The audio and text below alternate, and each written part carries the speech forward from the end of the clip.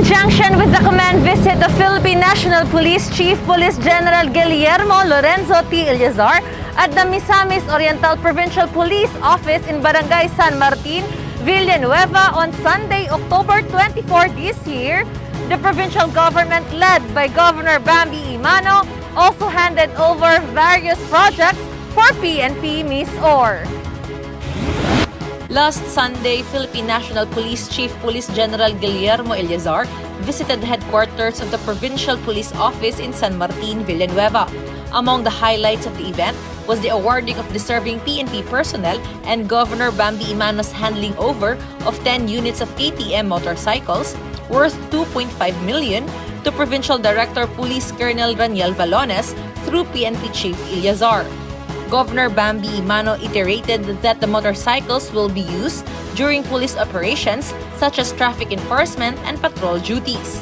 Governor Bambi Imano, together with PNP Chief Guillermo Ilazar, also spearheaded the groundbreaking ceremony for the completion of the second phase of PPO's covered court and the Provincial Director's quarter inside PPO compound in San Martin. 4 portable toilets were also turned over by Governor Bambi Imano that will be placed at every checkpoint in the province.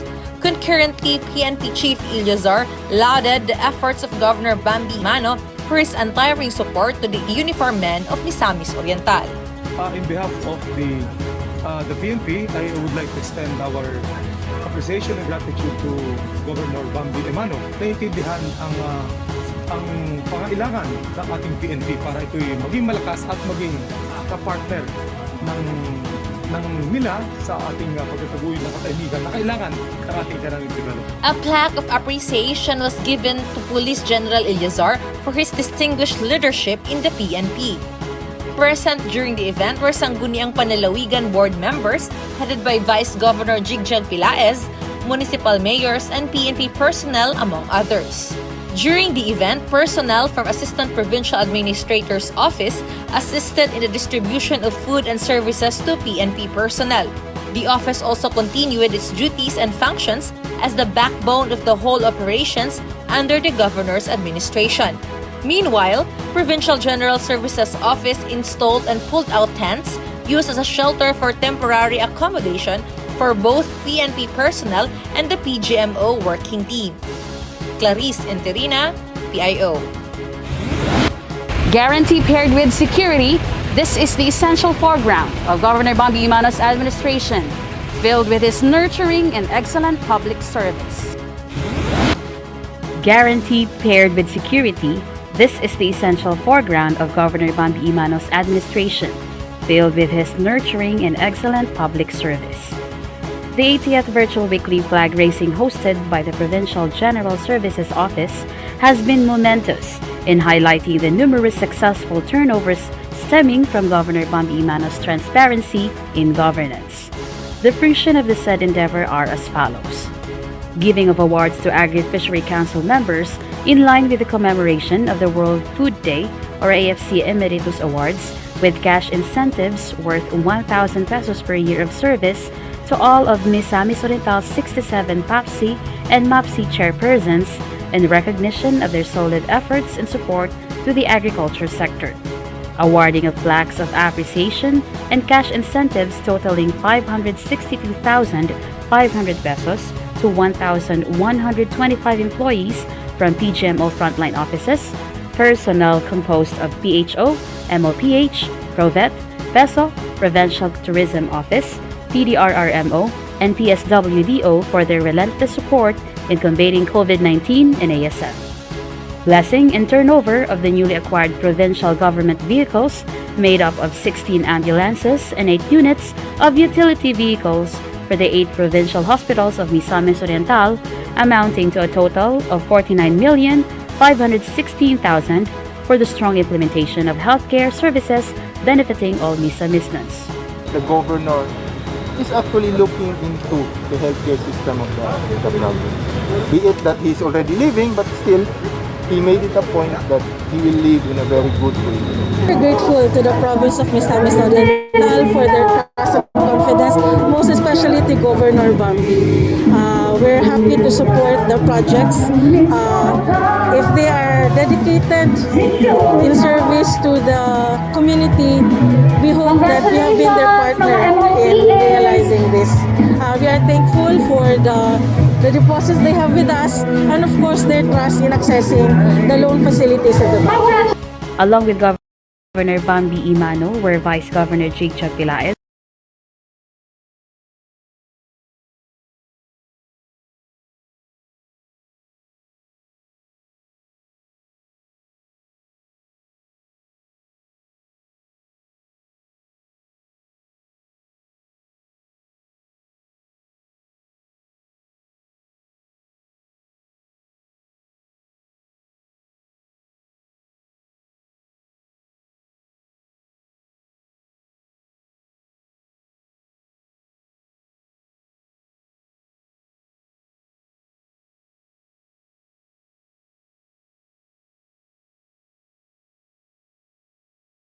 provincial board members, chiefs of MOPH, partner agencies such as Development Bank of the Philippines, PAPSE and MAPSIC chairpersons, Reverend Father Juliano Reticas, and the MODHA team.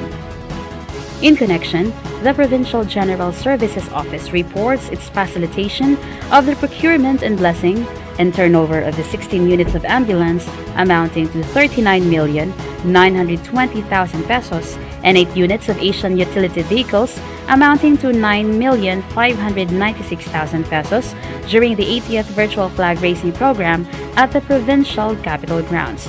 With such, Governor Bambi Imano's good governance successively emerges in full transparency. Phoenix Primador, PIO. A love which knows no bounds, just how Governor Bambi Imano unfailingly serves all Misamisnan, proving right through all these services successfully carried out. On Tuesday, October 26, 2021, the most awaited livelihood arcade for all the former rebels situated at the 58th IB headquarters in Barangay Migbanday, Claveria is now realized after a successful groundbreaking ceremony took place.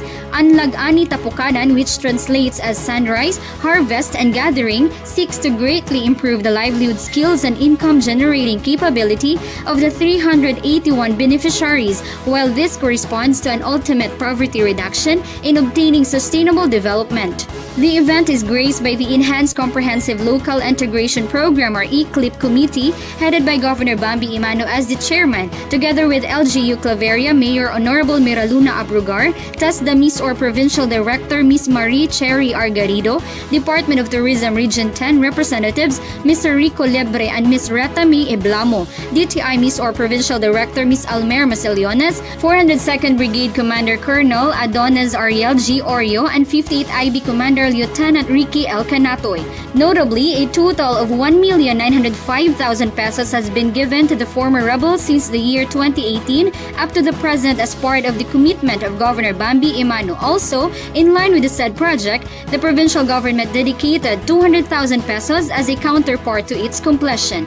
On the same day, the pillar of education serves as one of the priorities under Governor Bambi Imano's leadership, as another significance was made benefiting Barangay Lourdes, Alubihid. This after the two-story, four-classroom school building is finally turned over, specifically for Lourdes Elementary School, spearheaded by Provincial Engineering Office with Acting Provincial Engineer Prisco Valmoria. The said infrastructure project worth amounted to 9,472,288 pesos and 33 centavos that has been funded through School Education Fund. Lourdes Elementary School Principal Miss Ellie L. Magdale, with her warm salutation, give thanks to the provincial government of Misor, especially as this cause shall prepare them for the upcoming comeback of the face-to-face teaching and learning processes. Present in the event were Vice Governor Jeremy Jonomar Jigjag Pilaes, together with board members Dexter Yasay, Sarah May Saysay Imano, Gerardo Buboy Sabal III, so also with Villanueva Municipal Councilor Honorable Yonsho Abejo, and Miss Orcare's former provincial coordinator Mr. Randy Pipip Akot. This is for our learners, and we are so glad on behalf of the 22 teachers and 585 learners of Lourdes Elementary School. I'm so happy. We're so glad that the province of Misamis Oriental through the leadership of Governor Bambi Imano. So this is a very big help to us. Along with Barangay Tula, under the same mentioned municipality has been blessed with a successful ceremonial turnover of the construction of its hand washing facilities, segregated toilets, and proper drainage for a total worth of 660,502 pesos and 22 centavos. Together with the provincial board members, Barangay Captain Honorable Wilfredo B. Uraura, so also with Alubihid East District Provincial Schools Division Superintendent Ms. Imelda Galareta, expressed their heartfelt joy for its fulfillment after a swift response by PGMO on the request. This cause secures the health and sanitation for all learners and teachers of the school. Among dakong pasalamat sa paghatag ni Governor Bambi Imano sa kahigayunan nga mahatagan ang Tula Elementary School sa usa ka hand washing facility, usa ka segregated toilets and with proper drainage. So kani dako na kining tabang alang sa mga estudyante sa Tula ug labi na pud sa mga maestra. Also during the event, the Provincial General Services Office collaboratively worked as they took part in the installation and pulling out of tents at Tula Elementary School and Lourdes Elementary School. Still on Tuesday, the Provincial Veterinary Office Rabies Vaccination Team, together with the Municipal Agriculture Office of Laguindingan, conducted a mass rabies vaccination at Barangay Sinay in the municipality of Laguindingan, wherein a total of 197 cats and dogs have been vaccinated. The activity is pursuant to Governor Bambi Imano's mandate protecting all Misamisnan from rabies infections, which ensures that all pets are taken care of. Ragia Namora Tunel Maygay, PIO. Wednesday highlights the efforts of the provincial government in education, health and safety for all Misamisnons, even in extremely challenging situations. On Wednesday, a brighter future awaits residents of Barangay Lubluban, Municipality of Libertad, as the provincial government of Misamis Oriental through the Provincial Engineering Office spearheaded the blessing and turnover ceremony for the newly constructed 2-story 4-classroom building at Lubluban Integrated School. The 9,335,973.76 project is funded by PGMO under the Special Education Fund. Teachers and parents expressed their gratitude to Governor Bambi Imano for the fulfillment of their long-awaited facility for their learners. Present in the event were Libertad Vice Mayor Honorable Jed Saire, together with LGU officials, local school board project manager Ms. Caroline Neri, board members Nancy Madhos, Saire May Imano, Gerardo Buboy Sabal III, Dexter Yasay, Villanueva Councilor Leoncio Abejo, along with the principal, teachers, faculties, and staff of Lubluban Integrated School. Nagpasalamat pud mi kay Gov kay sa walay puas niya nga pagsuporta labi na aning project for education, no, kay kini dako gyud kay tabang despite sa pandemic, no, nga situation nato wala jud na stop sa iyahang mga goals nga matagaan og allocation ang para sa education sa bata. Another momentous event happened on the same day as the newly constructed 2-story 4-classroom building at Naawan National High School, Barangay Linangkayan, Municipality of Naawan was officially blessed and turned over. The 9,357,034.9 project is funded by PGMO headed by Governor Bambi Imano under the Special Education Fund. The beneficiaries are grateful to Governor Bambi Imano for the privilege of acquiring new facility for a well-conducive learning environment for future endeavors.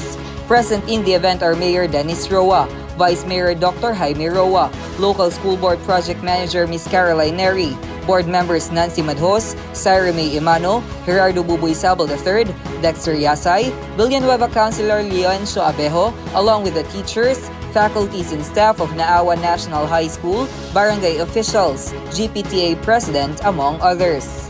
Daghan ako kaya akong pasalamat na ang Naawan National High School isa sa naka-benefit sa project ni Governor Bambi Imano. Rest assured na ang building amo gyud ang ekonomiya ug dako kay makatawang na siya sa tulunghaan, no, sa komunidad, especially sa mga kabataan ug mga sa Naawan National High School.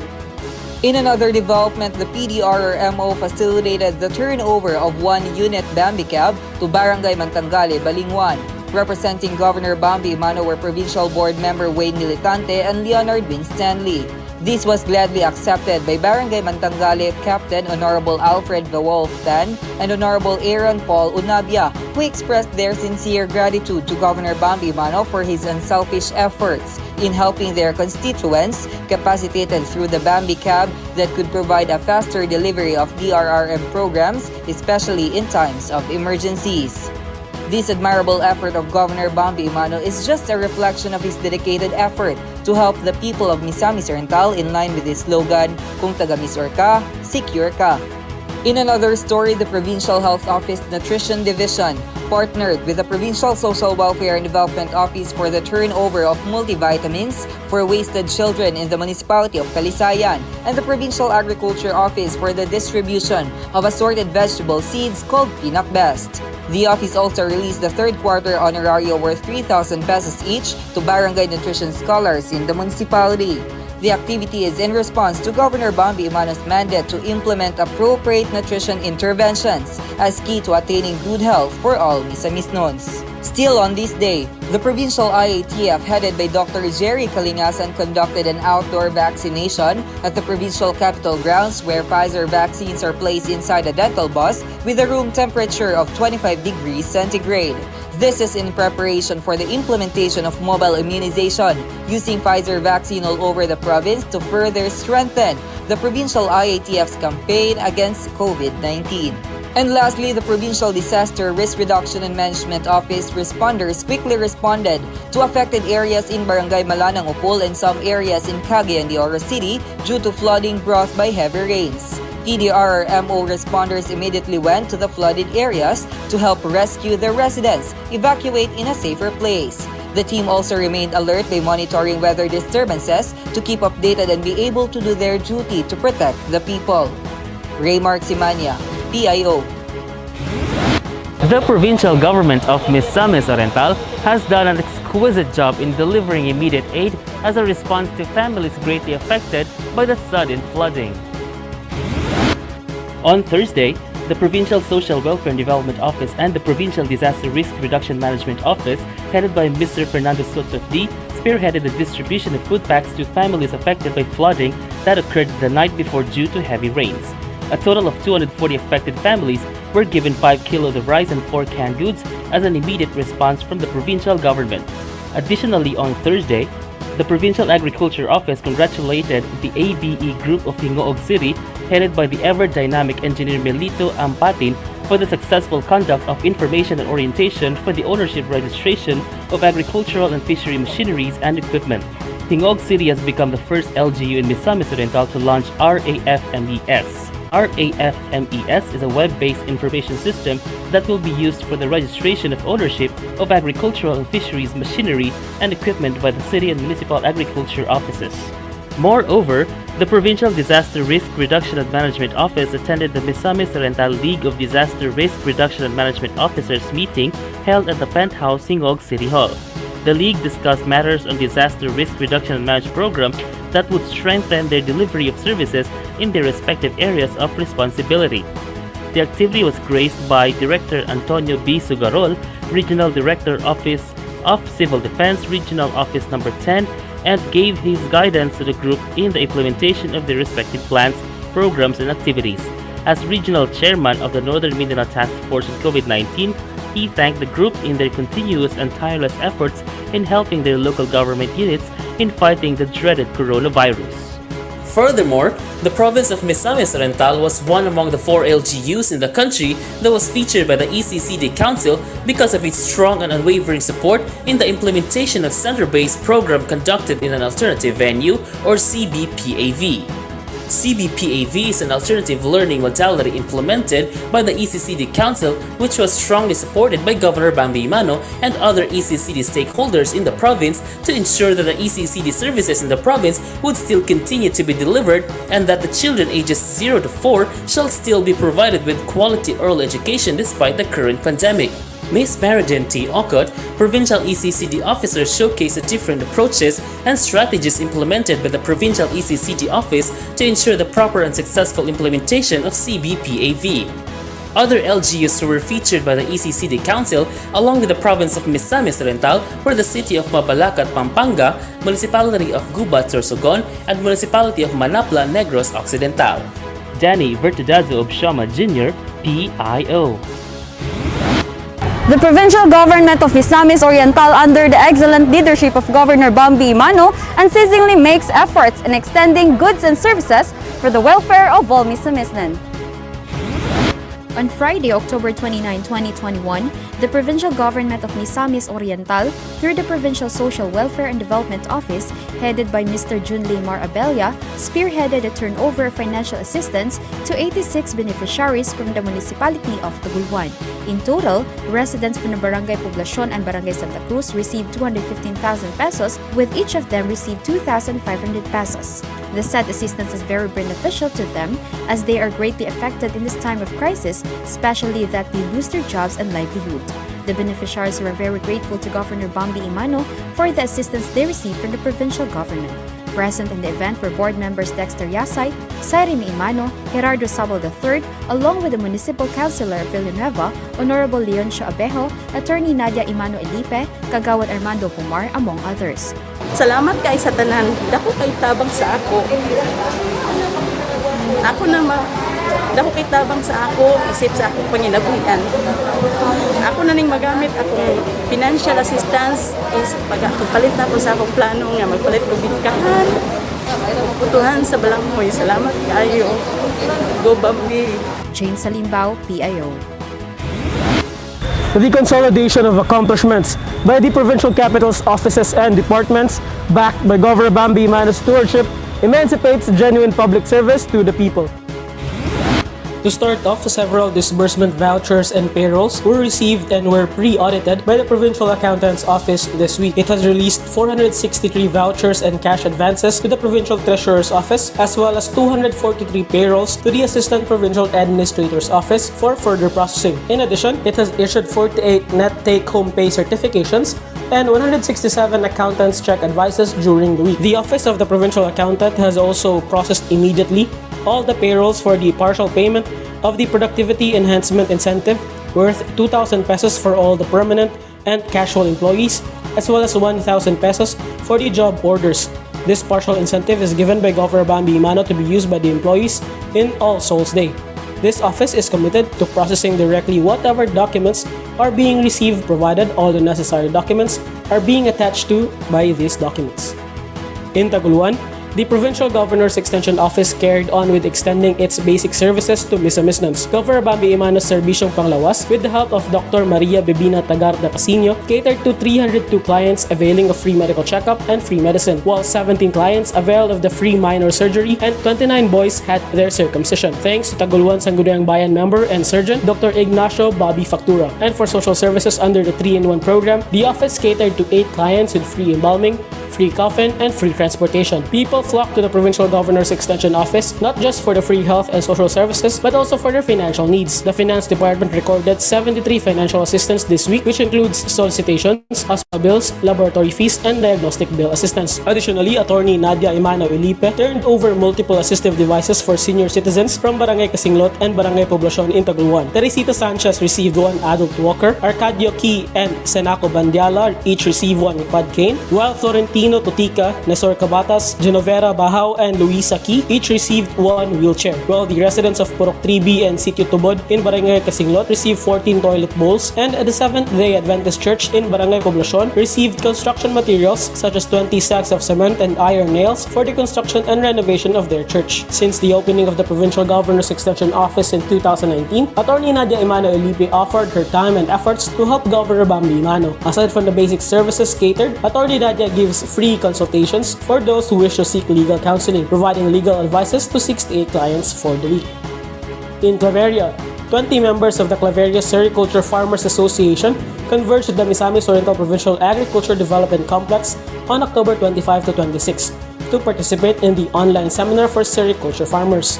The short-term training aims to capacitate farmers in mulberry farming management and sericulture operations, in silkworm rearing for the production of good quality cocoons and silk. Likewise, the trainees are expected to be the front runners and channels for the development of the sericulture industry in their respective localities. The training was made possible by the Organization for Industrial, Spiritual, and Cultural Advancement, or OISCA, a non-government organization founded and based in Japan in collaboration with the Provincial Agriculture Office of Misamis Oriental, along with the Department of Science and Technology and the Philippine Textile Research Institute. Such initiative not only supports the provincial government's target in achieving the domestic production of raw silk yarn in Misamis Oriental, but also bolsters the friendship and the existing strategic partnership between Japan and the Philippines. Lastly, the sericulture industry is highly supported by the good governor, Governor Bambi Imano, who have been very dynamic to uplift the entire agriculture industry in the province. Meanwhile, the Office of the Barangay Infrastructure Project conducted site inspections for the ongoing projects and final monitoring for the completed projects by contract under Barangay Empowerment Program of Governor Bambi Imano in District 1 and District 2 this week. Headed by Engineer Tessie Gales, Assistant Provincial Engineer and Head of the Barangay Infrastructure Project Office, with the final monitoring team of the Provincial Engineering Office and the resident engineers of each project, namely Engineer Zambrano, Engineer Dagala, Engineer Canales, Engineer Lagapa, and Engineer Go. 19 projects all over the province have been thoroughly inspected and monitored for the week. The purpose of this site inspection and final monitoring of projects is to evaluate, validate, and inspect the quality and the structure of the projects for the safety and comfortability of the people. Up next, the National Teachers Month celebration continues for child development workers in the municipalities of Magsaysay, Hingoog, Medina, Alubihid, Balingasag, Lagonglong, Libertad, El Salvador, Kinugitan, Balinguan, Talisayan, on October 26, 27, and 29 this year. During the said celebration, 366 CDWs from the said municipalities and cities each received 2,500 pesos, half of the annual honorarium received by each CDW. Another 2,500 pesos will be given to them in the month of December along with other Christmas gifts from Governor Bambi Imano. In addition to the honoraria they receive, each of them also receive a t-shirt and thank you card. The indescribable joy of the CDWs did not stop at the provision of honoraria, as the most outstanding child development workers from the said municipalities and cities received a 50-inch Android Bambi TV for their child development sectors and 3,000 pesos each as cash incentive and a plaque of recognition from Governor Bambi Imano. Ako si Mary G. Fabre Hugarap, Dicker Worker sa Barangay Maribukaw. Dako ang akong pasalamat kang Bambi Gobernador sa akong nadawat nga TV. Kay dako gid kay nagikatabang sa among mga kabataan sa Barangay Maribukaw panahon kong kuana ka face to face ang klase. Daghan kaayong salamat, Gobernador Bambi Imano. Representatives of Governor Bambi Imano joined in the colorful celebration, led by Provincial Board members Gerardo Buboy Sabo III, Dexter Yasay, Sire May Saysay Mano, and Wayne Militante. Also present were the municipal mayors of Medina and Lagonglong, Honorable Donato Chan and Honorable J. Albert Puertas, with their vice mayors and SB members. Also present are the city and municipal social welfare and development officers and ECCD focal persons in the said municipalities. And for the Provincial Health Office's expanded program on immunization, although the entire province has continued its vaccination rollout at the barangay level, Dr. Jerry Kalingasan's initiative culminated in a simultaneous mass vaccination for COVID-19, performed by all 23 municipalities and 2 cities of the province on October 26 and 27. Through this activity, a total of 12,214 people received their first dose, and 3,614 vaccinees received their second dose of COVID-19 vaccine, utilizing Pfizer, Moderna, and Sinovac. For the entire week, the Provincial Health Office was able to distribute 22,309 doses of Pfizer, 4,525 doses of Sinovac, 200 doses of Moderna, 12 doses of AstraZeneca, and 2 doses of Sputnik V. PHO also swabbed 36 individuals, and the PHO clinic served 28 patients, 3 of whom exhibited influenza-like illnesses, 3 requesting medical clearance, and 18 for other reasons seeking medical consultation. And on October 27, 93 people were also screened by the team for vaccination. For its Animal Bite and Treatment Center, 59 patients were served, 20 of whom are new cases. PHO's Mental Drug-Induced Psychosis program also served 26 patients with 3 new cases for mental health. While for the entire week, PSWDO, headed by Mr. Julie Marabella, turned over 5 sacks of rice to individuals affected by COVID-19 at Poblacion Ginagum, which was received by Ms. Melacel Baculio. The office also turned over 372 food packs to individuals affected by flood at Igpit, Upol. From Zone 2A, Pulahong, Malanang, Igpit, 22 households. From Zone 4A, Igpitopol, 142 households. From Zone 4, Zone 5, Igpitopol, 43 households. From Zone 4B, Acacia, 67 households. From Zone 4A Transmitter, 52 households, all of which was received by Ms. Gloribel Naalyatan, PDRRMC of Opol, in coordination with Attorney Francis J. Bago and his wife, Attorney Christine R. Ravenera. And lastly, from October 21 to 27, the Travel and Arrival Committee, in strict adherence to Governor Bambi Mano's mandate of swift and timely assistance to Misamis returning in the province, assisted 140 ROFs and 422 LSIs. With Governor Bambi Mano's support, PGMO has already assisted 32,029 returning Misamis. Job sa Patlunag, PIO.